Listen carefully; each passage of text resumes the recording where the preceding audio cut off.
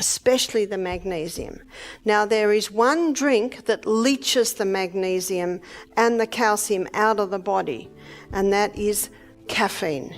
Now, there was a bit of a groan last night when I mentioned this one. I call it Australia's darling. Is it New Zealand's darling too? What's a darling? Something they love. And it's very, very effective at leaching the calcium and the magnesium out of the body. Today I'd like to address something that many of you presumably drink on a daily basis: coffee. While it is frequently praised as an instant energy boost, the reality is far more complex and frankly concerning. Coffee may provide a temporary lift, but what effect does coffee have on your long-term health? You might be surprised to learn what's going on beneath the surface every time you take a sip. Let's dive right in and find out. And most people don't realise that coffee is a huge contributing factor to dehydration, to heart malfunction, and also to imbalance in heartbeats. So there are some things that have to stop if you want to keep the heart withal diligent, and one of them is caffeine. According to new research, millions of people who consume coffee on a regular basis have a 40% higher risk of chronic health problems. This seemingly harmless practice may be slowly destroying your well-being. It has the potential to cause adrenal fatigue, impair sleep, and increase anxiety. A pathologist's study found that it takes about 2 glasses of water to counteract the drying effects of a single cup of coffee. Because of the way it leaches the magnesium out of the body, and as you can see by what I just described, magnesium is so important. Anyone that comes to me with high blood pressure, we do quite a few changes, but we always supplement with magnesium because it keeps that heart muscle at rest. You see, your systolic is your high point and your diastolic is your bottom one. It relaxes that diastolic and brings it down a little bit. Unfortunately, many individuals are unaware that coffee causes dehydration, which can lead to cardiac problems and irregular heartbeats. One of the primary reasons for this is that caffeine depletes magnesium levels in the body, a mineral required for heart health. Magnesium is essential for keeping the heart muscle at rest and maintaining a normal heart rate. When clients come to me with high blood pressure, I make a variety of changes. But one thing I always do is supplement with magnesium. It's important because it regulates systolic, high point, and diastolic, low point pressure, allowing your heart to operate properly. Limiting your caffeine intake is an important step towards optimum heart health. Magnesium relaxes the diastolic pressure, lowering it, and something as basic as Celtic salt can aid with this. You see, your systolic is your high point and your diastolic is your bottom one. It relaxes that diastolic and brings it down a little bit. And the Celtic salt can do that. But how often are people with high blood pressure told to what? No salt.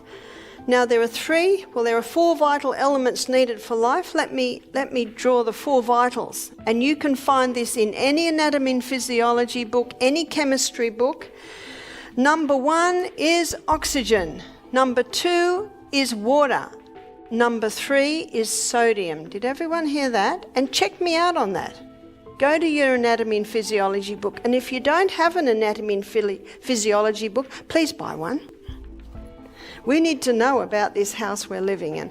The number 4 is potassium, and potassium is found in all your fresh fruits and vegetables.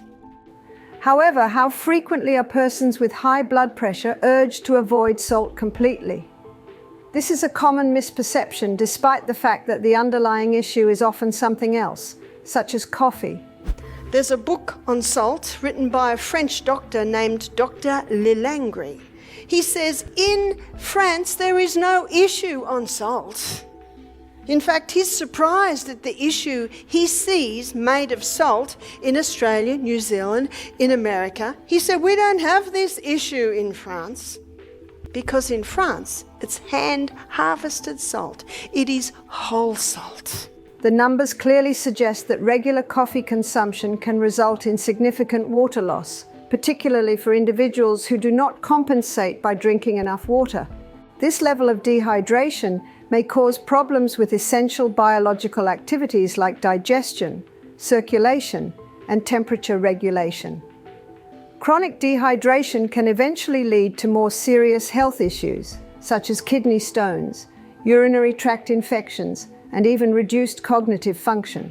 For people who drink several cups of coffee each day, the dehydrating effects might be significant, necessitating increased water intake to maintain sufficient hydration. I advise people to limit their coffee drinking and drink enough water to counteract the diuretic effects of caffeine. Furthermore, coffee, especially when eaten on an empty stomach, might damage the stomach's protective mucosal membrane. This mucosal barrier, which is mostly made up of mucus and bicarbonate, protects the stomach from its acidic environment. It protects the stomach lining against erosion caused by gastric juices. When this barrier is disrupted, the underlying epithelial cells are prone to injury, increasing the risk of stomach irritation, inflammation, and ulceration. One of the main reasons coffee disturbs this protective layer is that it stimulates the release of hydrochloric acid, HCl. Although HCl is important for digestion, excessive production, often caused by coffee, can exceed the stomach's natural defenses, resulting in lining erosion.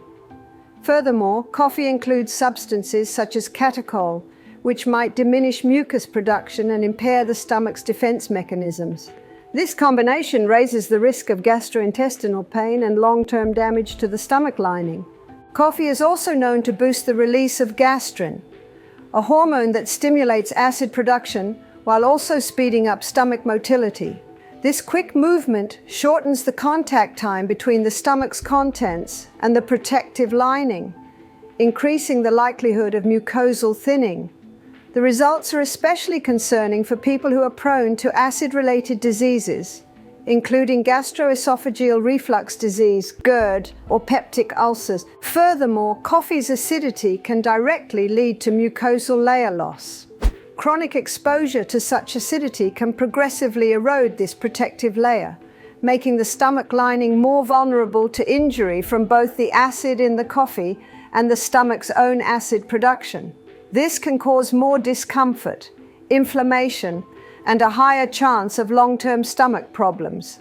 In addition to its other impacts, coffee drinking might affect the body's ability to absorb critical nutrients, notably minerals, due to its dehydrating properties. I thought I'm getting enough through my fruits and vegetables. Do you know, I often used to get migraines and headaches. Whenever we travelled, I'd get headaches. I hated travelling in the car. I'd always get headaches. I got colds often and I'd get terrible sinus. And then I started to study the body.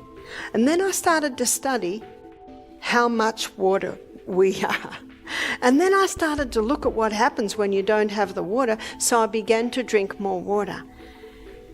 Do you know, I never get a headache now. I can't remember my last headache, so I should never say never, but it's very, very rare. I can't even remember my last cold. It was a few years ago. And when I do get a cold, I don't get any sinus problems. That is so nice. Calcium, magnesium, and iron require sufficient hydration for optimal absorption into the bloodstream. When dehydration develops, the concentration of solutes, including these minerals, rises in the digestive tract, making it more difficult for the body to absorb them. Furthermore, dehydration delays the gastrointestinal tract, lowering the efficiency with which food and nutrients are metabolized, perhaps worsening pre-existing nutritional deficits.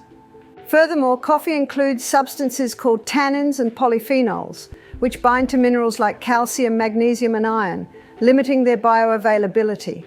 Furthermore, coffee's acidic composition can irritate the stomach lining, inhibiting the secretion of digesting enzymes. These enzymes help break down food and absorb nutrients. When enzyme activity declines, digestion becomes incomplete, leaving essential nutrients unabsorbed and raising the risk of malnutrition over time. Caffeine in coffee can also cause the production of stress hormones, such as cortisol, further affecting nutritional absorption. Elevated cortisol levels impede insulin sensitivity. making it more difficult for the body to manage blood sugar levels and efficiently absorb glucose. This hormonal imbalance, combined with dehydration and decreased enzyme activity, sets off a chain reaction that affects the body's capacity to absorb and utilize vital nutrients. Furthermore, coffee dehydrates the body, lowering blood volume and making the heart work harder to pump blood. Many are sick purely because of dehydration. Ladies and gentlemen, it's a not negotiable thing. You just got to find out how to get it in. Have the water in the car, have the water by your bed, have the water in the kitchen, have the water in your workplace. Sip, sip, sip. And if you sip, sip, sip, and if at the beginning of every glass you take a crystal of Celtic salt, you won't be running to the little house quite as much. And you can see why, because the water is going to get inside the cell. So it's absolutely essential that we be well hydrated. This added load on the cardiovascular system may worsen existing cardiac issues or perhaps lead to new ones over time. Furthermore, as coffee dehydration progresses, it begins to compromise renal function. The kidneys require enough water to filter waste and keep electrolytes balanced. When the kidneys get dehydrated, they struggle to conduct these jobs efficiently, resulting in an accumulation of waste products in the blood. This raises the risk of kidney stones because concentrated urine encourages the production of crystals. Chronic dehydration can also damage the kidney's ability to regulate blood pressure, raising the possibility of hypertension. Coffee's dehydrating effects can have a harmful impact on brain health. Dehydration lowers cerebral blood flow, which may hinder brain function and can cause headaches or migraines. These headaches are frequently caused by blood vessel constriction in the brain as a result of dehydration. Furthermore, dehydration can affect digestion and cause constipation because the body lacks the fluids required to adequately pass waste through the intestines. This can contribute to gastrointestinal illnesses like irritable bowel syndrome, IBS, because persistent dehydration impairs the gut's capacity to function properly. Furthermore, coffee's diuretic action can cause the loss of vital minerals such as potassium, disturbing biological activities, and contributing to muscle cramps, weariness, and other health difficulties. So people that are dehydrated, that can be a contributing factor to diabetes. He also discovered that there are hormones released from the pancreas to finalize digestion. So there's pancreatic lipase to finalize fat digestion.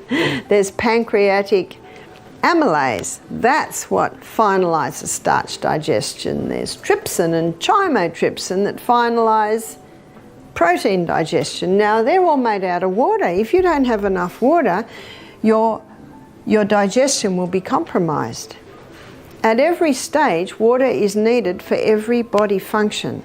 So no wonder Dr. Beat entitled his book, when a person has a symptom of disease, he says, must be one of the body's many cries for water. That's the title of his book. You may wonder why so many people drink coffee so frequently. The solution is a frequent misconception. Many people misinterpret thirst signals as a desire for coffee or other caffeinated beverages. When the body is dehydrated, it transmits signals that are frequently misunderstood as hunger or a desire for stimulation, prompting people to reach for coffee rather than water. This option worsens the situation, which increases urine production and causes more dehydration. I emphasize that when you're thirsty, drink water instead than coffee or other caffeinated beverages. Proper hydration is essential for overall health and well-being because it maintains cellular function, aids in nutrient absorption, and cleanses the body. Recognizing the body's actual thirst signals and prioritizing water consumption are critical for ending the cycle of dehydration and improving both physical and mental well-being. Furthermore, hydration is essential for proper brain function. The brain, which is made up of roughly 75% of water, relies largely on sufficient hydration to maintain its sophisticated network of neurons and neurotransmitters. Our brain cells shrink when they don't have enough water. Headaches are common when we don't have enough water. Negative thought patterns can develop when our brain cells don't have enough water. I can get my hand to go in and out like that without pain because around every joint there's fluid. And that fluid is synovial fluid, and it is 99% water. In a state of dehydration, the body can take some water from there to maintain full blood volume in the major arteries and veins. And so if I have pain in there, maybe it's called arthritis, but actually maybe it's just a state of dehydration. Our eyeball moves around in water, so we need water at every single step. Coffee's dehydrating properties can impair cognitive ability.